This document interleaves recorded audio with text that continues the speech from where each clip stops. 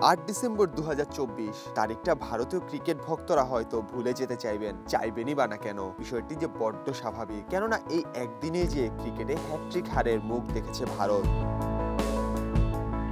শুরুটা হয় জাতীয় দল দিয়ে। রোববার সকালে বর্ডার গাভাস্কর ট্রফির দ্বিতীয় টেস্টে রোহিত কোহলিদের হারতে হয় অস্ট্রেলিয়ার কাছে, সেটিও আবার 10 উইকেটের বড় ব্যবধানে। অজিদের লিড পেরোনোর আগে 8 উইকেট হারিয়ে বসেন রোহিত কোহলিরা। বলার মতো 42 রান কেবল করেছেন নীতিশ কুমার রেড্ডি। অবশ্য রেড্ডির সান্ত্বনাজনক ব্যাটিংটা না থাকলে ইনিংস ব্যবধানেই হারতে হতো ভারতকে।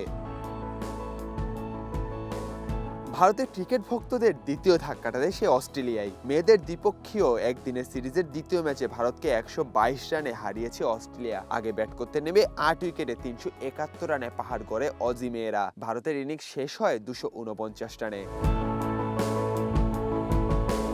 সবশেষ ভক্তদের আবেগের কফিনে শেষ পেরেকটি ঠুকে দেয় বাংলাদেশ অনূর্ধ্ব-19 দল। ভারতকে কাঁদিয়ে এশিয়া কাপের শিরোপা ঘরে তুলে লাল সবুজের প্রতিনিধিরা। ভারতের যুবাদের 59 রানে হারিয়ে ডিফেন্ডিং চ্যাম্পিয়ন হয় জুনিয়র টাইগাররা। ভারত অনূর্ধ্ব-19 দল এবারে যুব এশিয়া কাপ শুরু করেছিল হার দিয়ে। চিরপ্রতিদ্বন্দ্বী পাকিস্তানের বিপক্ষে গ্রুপ পর্বে হেরে গিয়েছিল তারা। তারপর জাপান ও সংযুক্ত আরব আমিরাতকে হারিয়ে শেষ মুহূর্তে সেমিফাইনাল নিশ্চিত করে দলটি। শ্রীলঙ্কাকে সেমিফাইনালে 7 উইকেটে হারিয়ে ফাইনালে মুখোমুখি হয় বাংলাদেশের।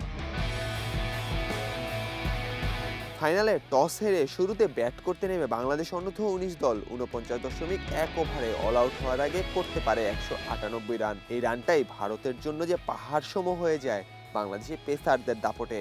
ভারত 35.2 ওভারে অল আউট হওয়ার আগে করতে পেরেছে 139 রান, আর তাতেই এশিয়া কাপের শিরোপা নিজেদের কাছে রেখে দেয় বাংলাদেশ। আর ভারতকে দেয় একই দিনে হ্যাট্রিক হারের স্বাদ।